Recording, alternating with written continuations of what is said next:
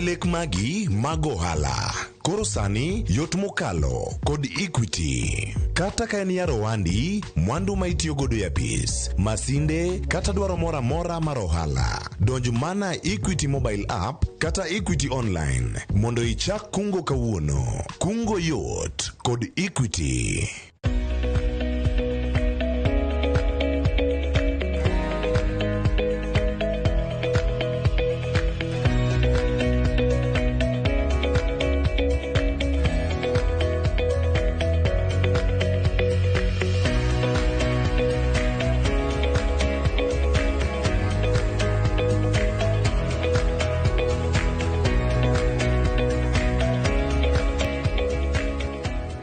Arwaki e chenro wa makawuono mar ohala gi mwandu. Chenro wamedo goyo mbaka gi oganda luo mago matiyo matek e weche mag ohala kod keto mwandu.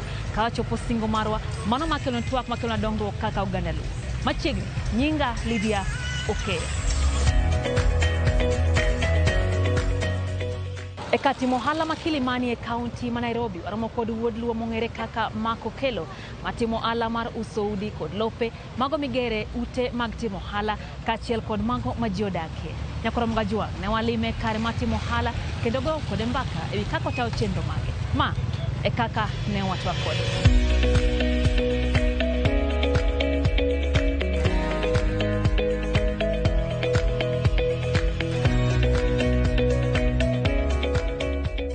An nyinga iluongo ni Mark Okello, an wuod Rongo Kamagambo. An property advisor, Spellman Management. Kuma wantiere ni en Rosewood Park, project moger gi kambi miluongo ni AAD Real Estate. Ng'ama dwa invest in real estate anyalo encourage, kech real estate nigi good returns, kato en promising. Onge sami bro invest in real estate midhi asara. En ga sure bet. Yeah, but the advice manyamiye ber ka utiyoga gi professionals, iluongo ni jomolony. Kiki kaka pesa ni ti amwa ni adwa ng'iewo ot ama adwa ng'iewo lo. Nitie joma olony maber kipenjo kapok invest. Yeah, nitie joma osebedo katimo makosa no. Koneno project moro ama oneno lo kamoro to dhi adhiya to kawo. Then badaye owacho ni real estate rach, pesa nano lal kama no. Real estate ber. Joma dwa invest anyalo encourage gi mondo gi invest.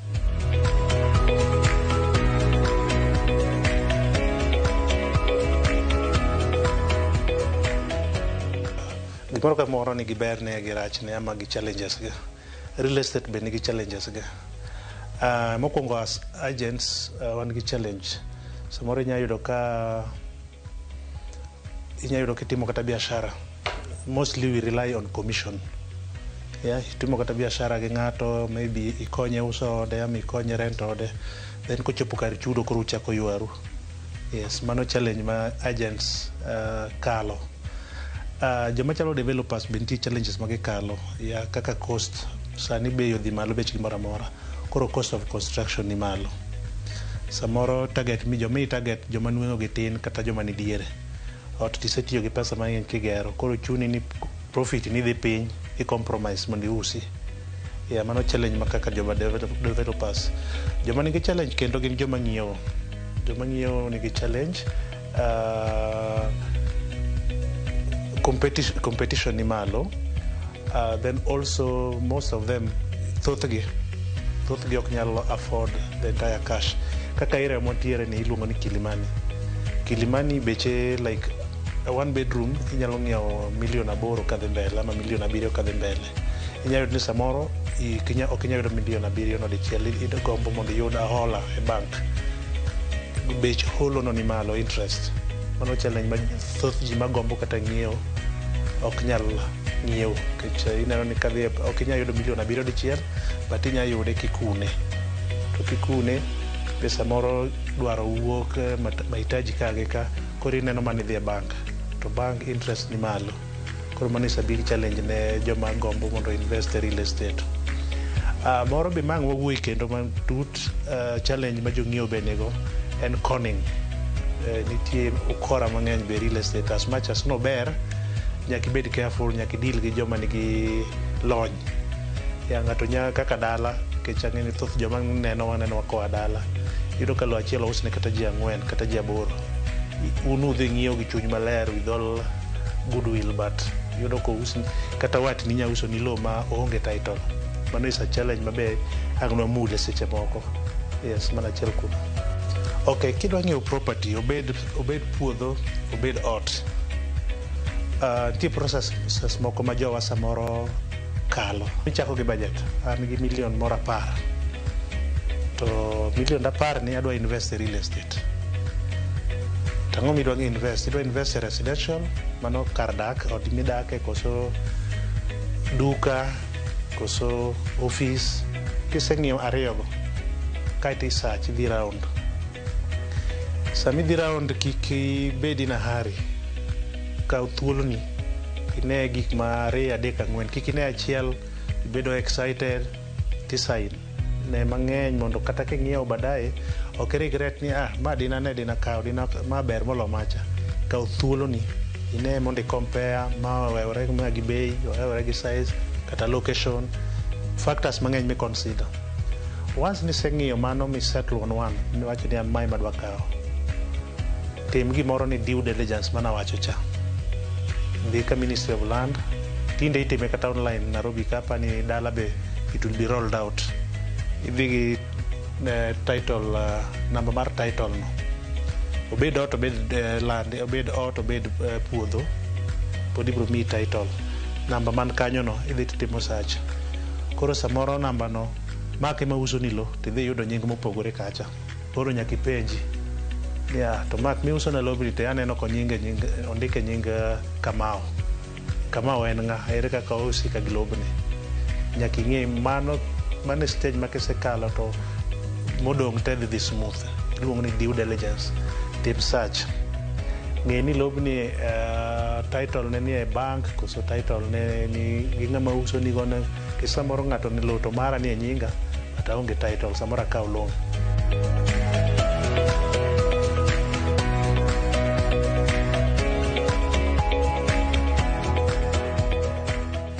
Initially, ante machiegni ni kokolokore. Ka ning'iewo lo, ka ning'iewo ot e apartment ama gated community, title en achiel niluongo ni mother title. Koro ka in gi apartment ni ma 11th floor, apartment ni mari 100%, but lo to who own jointly. Kaka wan gi apartment 70. Koro ji 70 go te nigi shares e title. Mano chon. Sani sirikal noloko chik no, sani mi iluongo ni sectional title. Ipimo ni pima kari kata un ji 70, ng'ato nigi title ne yore. Mano gima nyien mochakore 1-2 years ago, pok obudho. Sani kendo inyalo kata kaw title ni no midhi kaw loan. Chon iyudo king'iewo kata apartment ni kata million 20, 30. To idwa dhi kaw loan kode, nitie barua ma nyaka management committee ndikni. Apartment ka apartment nigi management committee. Because negitimo kamano kech mother title mar ute, ok mari kendi, mar jomong'iepo te. Mano kaka nitime chon. Sani mano nyicho lokore serikal mokalo, implementation sani dhi mbele, gimoro amora bedo digitalized. Koro sani ng'ato ka ng'ato king'iewo apartment kata ute 100, ng'ato ka ng'ato imiyo title ne yore. Mar ariyo, ne joma di invest, inya ng'iyo mopogore. Inya ng'iyo ot ma kokigero, ma samoro yot, wawacho ni convenient. Kech ichulo maonge pressure. Kech ot morumo normally process dwaro ga no kaw 90 days ka ng'eny, ndalo 90. Gimoro amoro rumo, paperwork nyaka transfer. Koro mano samoro keti under pressure. To 90 days ni ng'eno riwo nyaka manyo gine, timo due diligence, dhi ka lawyer, registrations. Koro samoro yudo kodi. King'iewo ot ma pod dhi mbele kata mochakore, ok idhi e loan. Pesa ma de bank ong'adi dwe ka dwe cha, imiyo jagedo no. But nitie challenge mar ute ma dhi mbele. Nitie jok ma osebedo gi experiences marach. Idhi keto pesa ni e project, kato project fail. Most of the developers chako ga project mondo rum, mondo gitim biashara. There are few conmen ma chaka kong'e maber ni ma to kadhi gero. Koro nitie incidences ma ji oseketo pesa gi ute ma dhi malo ama ma kokigero to ute ok orumo. Koro gineno gidhi asara gi luor. Damed kono mondo kik giluor. Gima nyaka tim background check mar developer. Ng'ini odni gero gi ng'a, kaka ma oger gi AAD real estate. Tim background check mar AAD real estate, ng'i capacity ge. jogi ochako ka manyien be gin gi capacity mar gere mar finance wawuondre ni ji ok ong'iewo komiyogi deposit ginyalo raise pesa ma giger matieki kisetimo background check ming'e ni developer en ng'at ma competent ket pesa ni kanyo miye 2 years 3 years ibiro yudo kichudo maonge pressure at the end of 3 years in gi yodi gowi be iongego e bank. Ok, ne joma nenowa ma dedwar services wa kaka nasekoni services opogore wanyalo advise kaka itiyo gi pesa ni wanyalo advise kaka improve odi wanyalo rent ni ot wanyalo uso ni ot wanyalo konyi kata yudo contractors magedoni watimo gik mang'eny all aspect of real estate under umbrella mar Spellman Management. Kidwa yudowa e simu namba na en 0780 222 810 abro noyo 0780 222 810. Namba machielo kamano ok donji kech samoro ji goye mang'eny en 0780 744 785 0780 744 780. Pia inyalo yudowa e mbui Spellman Management, wan e Facebook, wan e Twitter, wan e Instagram, same name Spellman Management.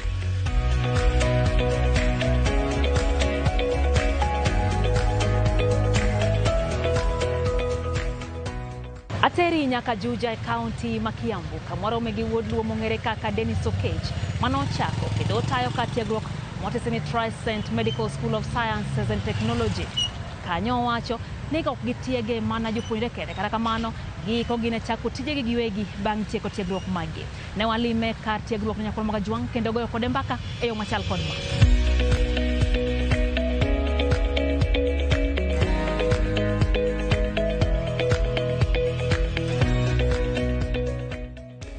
Kamano, nyinga en Dennis Okech, an director mar Trisent School of Medical Health Science and Technology. Wan gi campuses 4 e Kenya ka.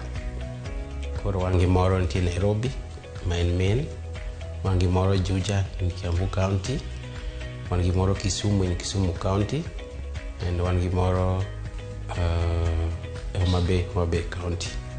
Gibomiyo ne aparo wachni mar chako school nikech naneno ni ji mang'eny e Kenya ka dwaro timo course mar medical to ok nyal yudo chance nikech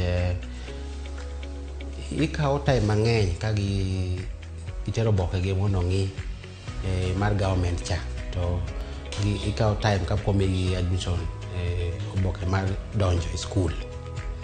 Koro naneno ni nitiere gap moro ma jo nyuol bedo gi nyithindo ka ok omigi puonj mar medical.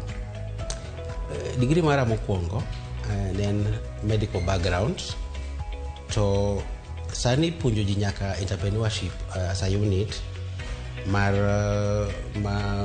kiwuok oko to apart from tiyo nyaka ibed gi background mar entrepreneurship. Kendo mano wase apply kendo college waka itiro te ma opuonjo gigo ni ok ochuno nyaka itiek course ni to dhi ondiki. In bende inyalo somo mondo idhi ndik jomoko ka isetieko. Koro an naneno ni morati anyalo chako mos biashara te michako kanya wuoyo gi goganda ni ok ochakre dichiel, ichako matin kendo nyaka ibed kama ondiki noni kaka moro masomo gigo aneno kaka itime maka kitime adhi masomo kaka itime maka wajo nyithindo maka kaka wadhi kamano man be kora ochne hapana we an be kora achak the business koro kana dhi ang'i around aneno inyo business ma ji dwaro jopiny dwaro nikech sani ng'eni kaka jotimo form 4 wan gi joma ng'eny ma yudo grade ma piny cha to wamor gi serikal nikech sani gikelo courses te minya tim mangi low grade ko nano ni mono mi anela mono ndika an be atema ne mono atema ngo mono amba yaw the college koro achako matin taneno ka gima chako ni kare ober ji oere nyaka jo mobio jo piny ka kichako gimoro to ogibi mokwongo ging'iyo ni to gimo adhieni to serikal be ose dhi kacha mo opuodhe en ochal nade be serikal obiro mong'iyo gik mutimo kech sani king'ini koro gitimo every na year bang dweche moko adek gibiro ging'iyo ang'o motimo ka koro an idea mabiro go mar chako business en gima nan godo nikech naneno ni inyalo ndiki to ok nyal grow ok nyal dhi mbele ahinya koro apara ni atim gimoro manyalo miyo anya miyo jo piny dongruok mondo kech sani ng'eni kidhi kuonde ma ji nitie ji tuo mang'eny nitie tuo ma ji to dwaro joma nyalo timo ne ji first aid kama joge ma koro watimo ang'o wapuonjo ka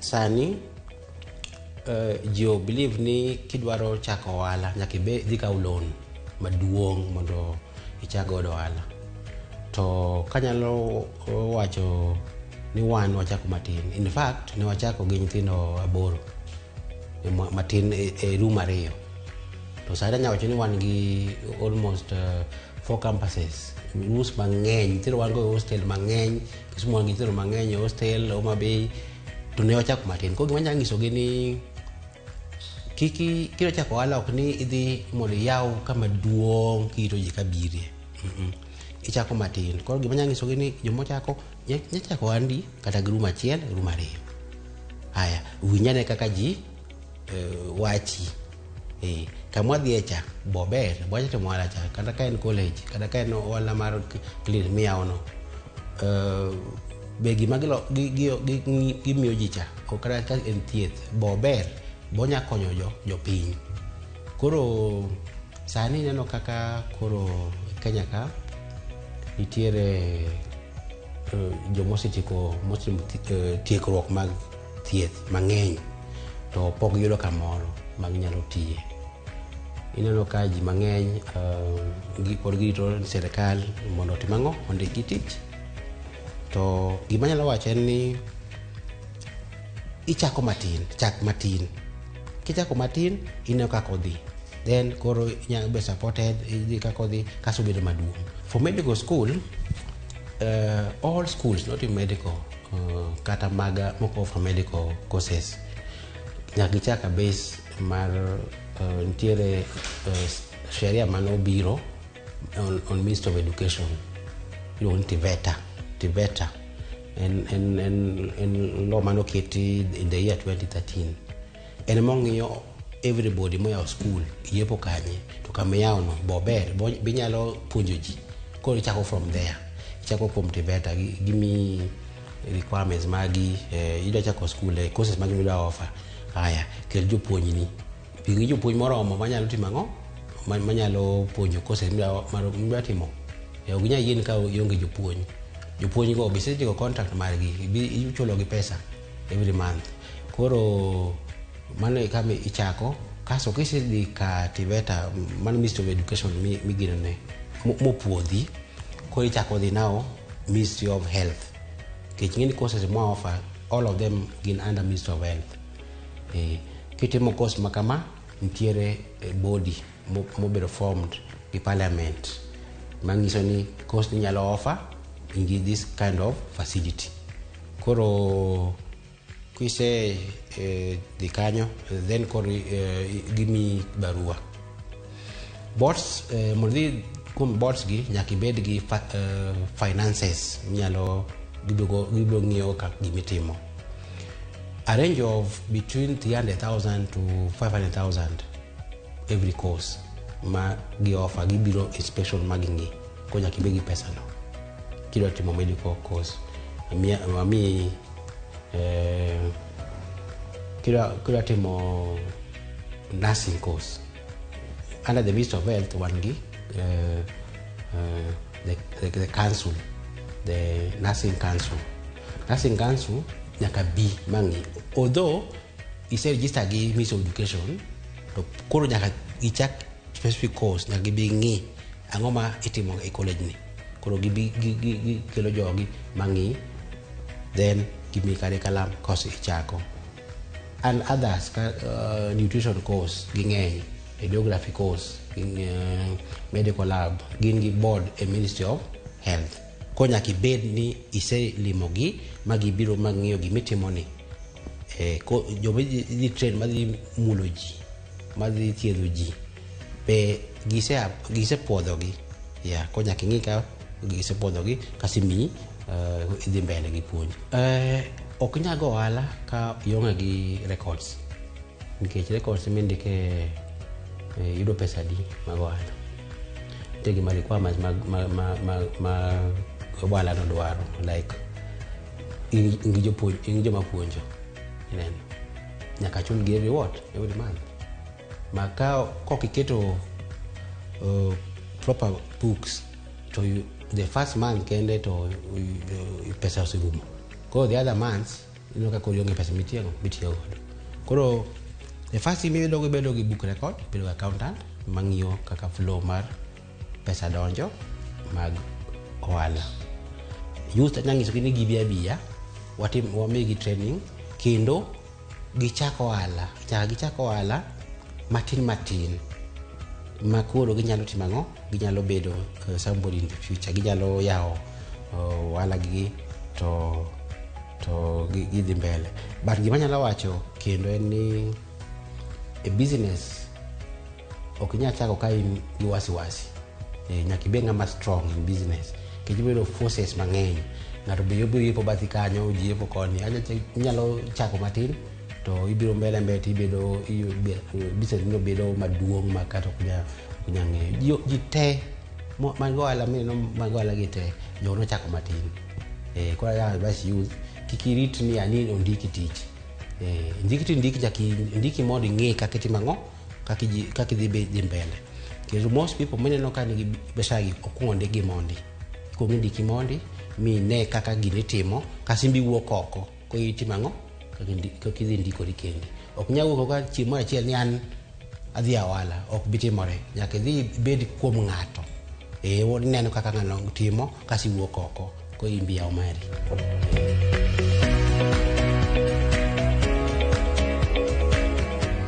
Wakao yo machoke chendo ni mar ohala gi mwandu nyakrom gajuan. Kata kamano kawaduogo wamanyo ni ja ohala wa mar juma. Kik idhi mabor.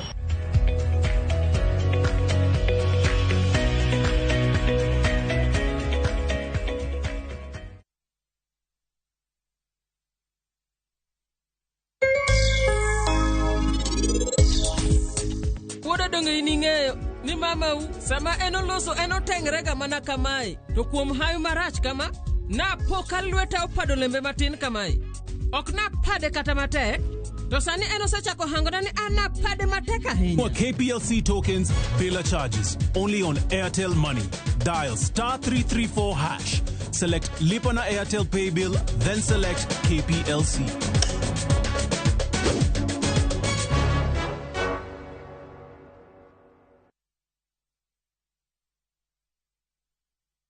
Ageno ni ano kawiro makeup mang'eny ahinya. Angadia ni nitiere nyako kae momori ahinya. Introducing Kundali Bhagia in Luo. This is a story of two sisters who lost their father, and in their quest to find their mother in another town, they find love. Anaere Prita. Enjoy this romantic drama of Kundali Bhagia in Luo on viewsasa.com. Mano ber ahinya. Era mit, era odak e kindwa.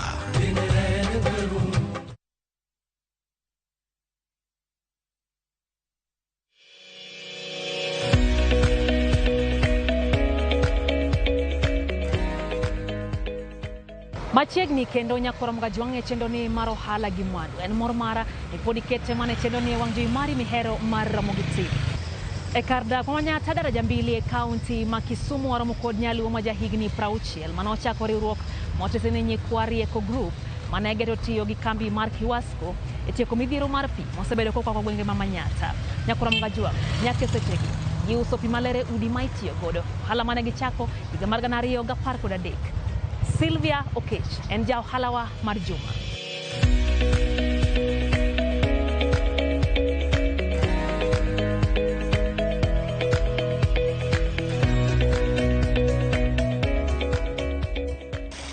An iluonga ni Sylvia Okech. Auso pi. Pigni nachako uso 2013 kane jo Kiwasco miyowago mondo wause. Waseuse kamano. Nomiwago kaka group. Koro e group wakawa waseuse chakre 2013 nyaka sani pod wause. Ohala ni ne wayiero nikech area ka ne pi onge. Wan pi ne waomoga aora Molem ema ne waomi pi. To kuro ne bor, kwa mondo gokinyi to iduogo moleo. Koro chuno ni samoro ne waomo kata pi mana diriyo kende. Koro sende wating'o wadhigo Molem, leni wating'o wadhigo Molem, nyithindo duto wadhigo Molem, waluoko kuro. Koro kwa duogo ne miyowaga tich matek. Koro ne waneno ni afadhali ka jo Kiwasco nyalo miyowa pi to gimiwa mondo koro wausi. Koro jo Kiwasco ne wakwayo nomiyowa pi mane gigeronwa koro wauso. Awachi ni no olalo onge. Nikech ka nomiwago ne wawuoro nikech noming'iswa ni nyaka wause mana kube siling'2. Koro ne wawuoro ni siling'2 ni be wadhi make it. Be wadhi yudo ohala diere. To kaka ne wachako use ne waneno ka onge lal. Eiye. Kane wagoyo, kane ochopo giko dwe, ne wanyalo chulo pi, mwaduong' gi profit. Mwang'eyo ni lalo onge i pi nigo ohala. E pi ka chako uso gokinyi, akao mita. Mana chako uso, ka chopo godhiambo, kendo achako akao. Pi oringo marom nade, oringo mita di, to lal bentie nikech ntie pi mabedhi oko. To mago kwa wach ni gin lal nikech pod wayudo profit, wachulo pi mwadong' gi gimoro. Pek mwanyalo nene en mana ka sama koro pi olal. Samoro pi nyalo lal, nyalo bet ni kata pi no barre gi kamoro. Ma pi wamiso kwa uso chieng' no, kapod ok olose mapiyo. Mano wanyalo wacho ni koro kanyo waneno ka koro walus modi chieng' no. Adier kuom adieri, kiuso pi nyaka ibed jambola, nyaka ibed ng'ama wuoyo. Kech kichudri, iwito wach, iwito customer. Koro nyaka ibed jambola, kata ka ng'ato biro gi weche moko mag koko, tinena nena kaka iwuoyo kode mondo obed abeda ng'at moro mamos. Otek, kech koki jambola, tinyalo wito customer. Koro chuni ni nyaka idog piny. Anyalo jiwo ng'ata manyalo yudo thuolo mar uso pi. Anyalo jiwo nokaw ohala mar pi mondo usi. Obiro yudo lokruok. Kamano.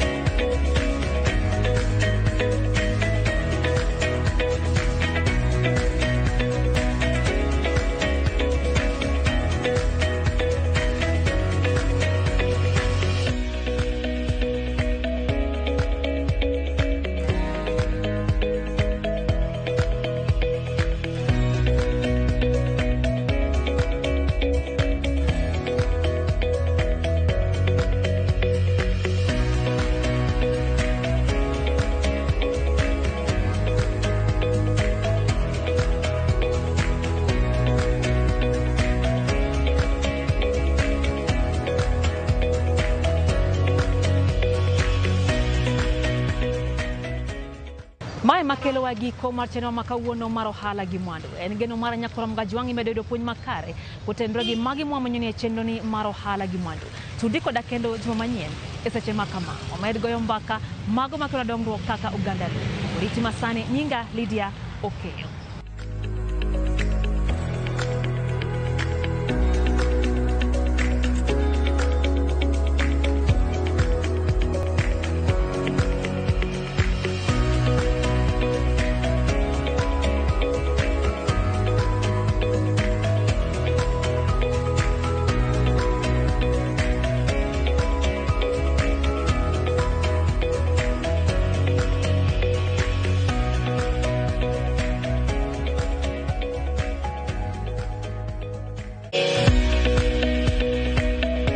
Yawagulu